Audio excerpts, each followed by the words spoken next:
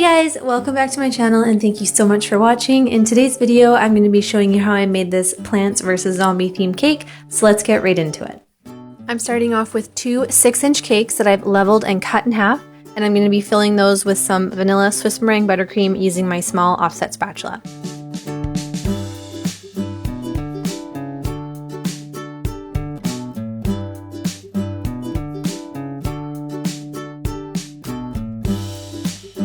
I'm making sure that my buttercream is even, and once my cake is stacked up, I'm going to apply a thin layer of my Swiss meringue buttercream all around the outside of my cake to act as a crumb coat and lock in all those crumbs.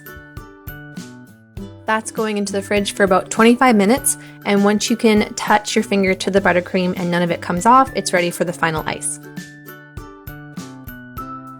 I'm putting a big blob of my buttercream on the top of my cake, and then using my offset spatula and my turntable, I'm just smoothing out the top so it's nice and level.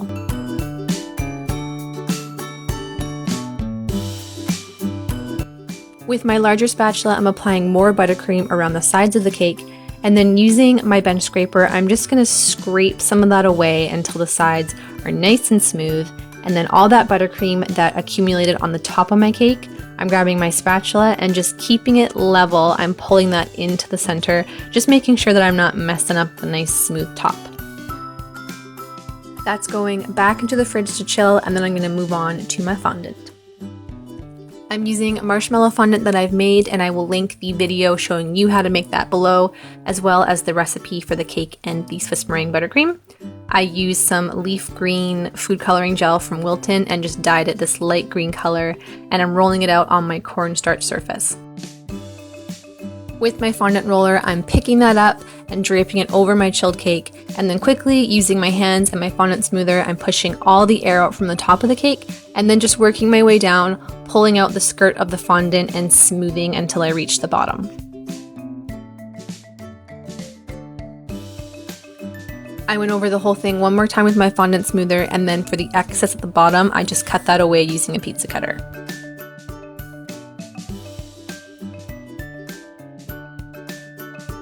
My cake is going to be 2 tiers, so I have another 8-inch round cake for the bottom, and I need to add some supports, so I have these wooden dowels that I'm spacing evenly in the cake, and then just marking that off with the edible food marker and cutting those down so that they're going to be flush when I press them in. I added a smear of buttercream and then just placed my top tier right on there. To make the Chomper character for the top, I have a styrofoam ball that I have sliced a wedge out of. So think of Pac-Man. You want to have that open mouth look. I've just lightly rubbed my work surface with a little bit of shortening, and then I'm rolling out some purple fondant. I'm going to drape that over my styrofoam ball.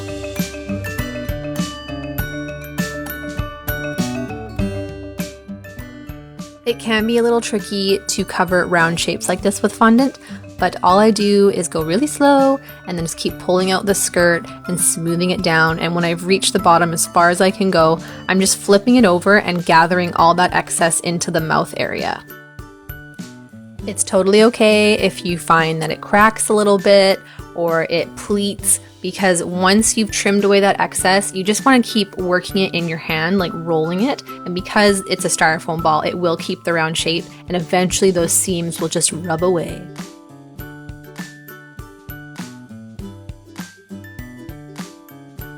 Using my X-Acto knife, I trimmed away that excess around the mouth. Again, don't worry if it looks a little bit rough, because that will be covered later with the lips.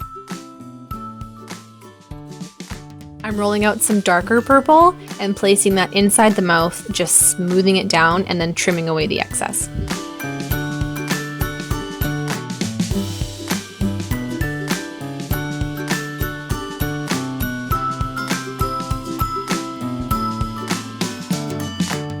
With some lighter purple, I'm rolling out this long teardrop shape, and this is going to be the tongue, so I'm just putting that into the middle using a little bit of water to attach it. For the teeth, I'm rolling out some balls of white fondant into different sizes of these little teardrop shapes, and then I'm blunting the ends so that they're going to fit better into the mouth.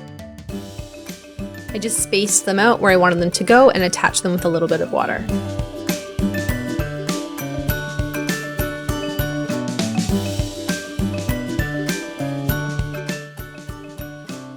With some light green fondant, I'm rolling out this long rope, and then I'm going to brush the very edge of the mouth with a little bit of shortening. I alternate between water and shortening. I like to use shortening if I think that I might need to adjust something, because water can be tacky like instantly, so if you need to move something around, it can tear your fondant a bit. So in this case, I'm just going to use shortening, and then I'm going to line that rope of fondant around the mouth for the lips.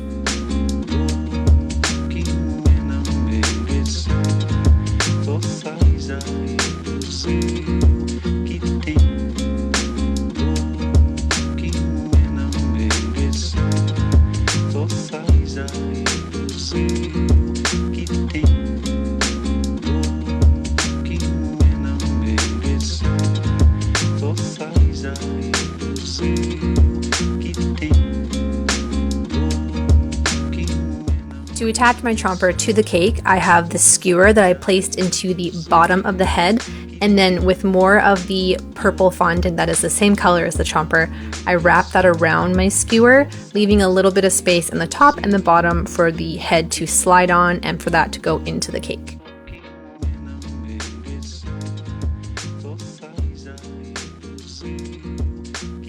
The purple fondant that I wrapped around the skewer was quite thick compared to the skewer because I wanted to be able to manipulate it to look like it wasn't so stock straight, so it had a little bit of a curve. You can see I'm pressing in with my fingers to create that illusion. I took some gray fondant and rolled out more of the teardrop shapes very similar to the teeth, and I added those to the top of the head and just curved them back a bit.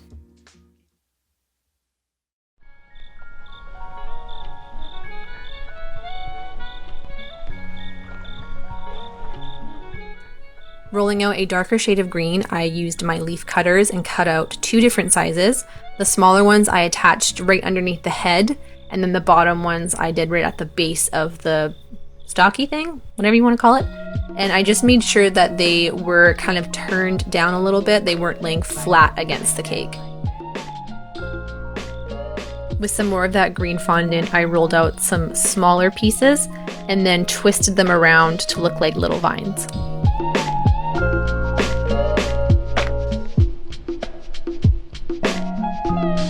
For my zombie face, I have this template that I traced out for myself. You could just print off a picture and cut it out if you want to, but this is what I do. So I have some gray fondant that I'm going to roll out, and I'm just cutting out that shape. You can see that I cut out the larger eye area of the template, and I did that just because once I'm finished cutting out the gray head, I'm putting that on top of a piece of black fondant, and that's just going to help me create the illusion of like a really hollowed out eye socket. So when you're cutting out the black, I'm just tracing it around, leaving a little bit of a gap between the gray and the black, but I'm not cutting into where the eye is. I'm just extending that out like the original template with his eye intact, if that made sense. I'm using my template as a guide, so I'm marking out where the eye is, and then I'm going to cut out the gray fondant, just being sure that I'm not cutting all the way through with the black. And once that's cut out, I'm just going to peel that away.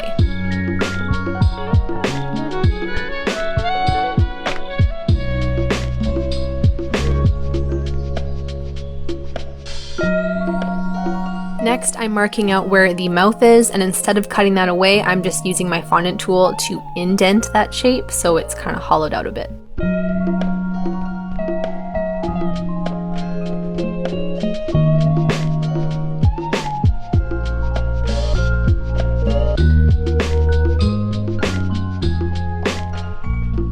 Check it out.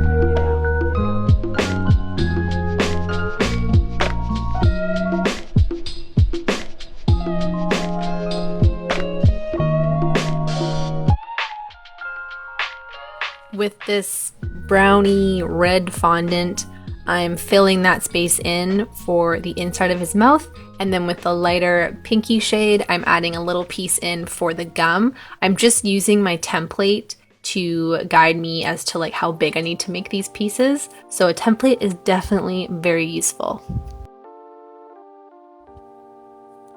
Next, I'm grabbing my fondant tool and marking in all the lines on the face. So if you look at the template, there's indents for where his chin is. So I'm just putting all those lines in.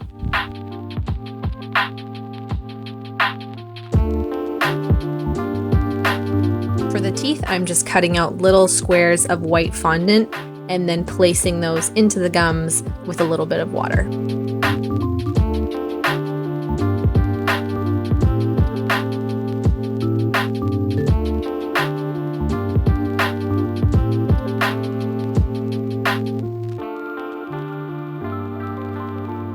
I cut out the eyes from my template and then just used those to trace out some white fondant, and I placed those into the sockets, just making sure there's a little border of black around them.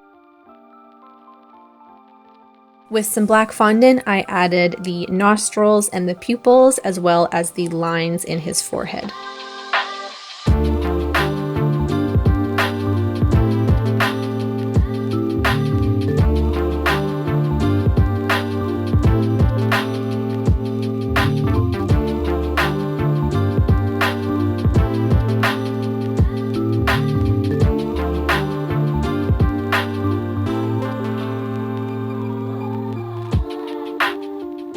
I attached him to the front of the top tier of my cake using a little bit of water, and then with more little squiggly pieces of black fondant, I added a couple pieces for his weird hair.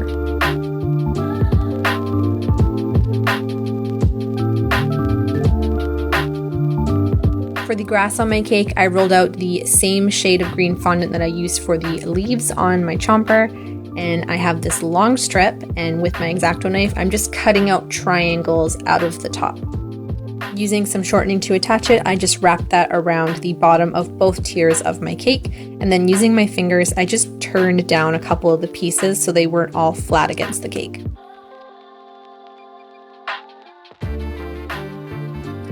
For the characters on the bottom, you could literally do any of them. There's so many in the game, but I was making this for somebody and they requested 3 of them. I'm not going to talk you through how I made them all since it's basically the same thing as the zombie face. I just used my template to guide me for all of the features. So I'm just going to quickly show you how I made 2 of the characters, but I did end up adding a 3rd at the end, so hopefully just by looking at it you can kind of get a good idea of what I did.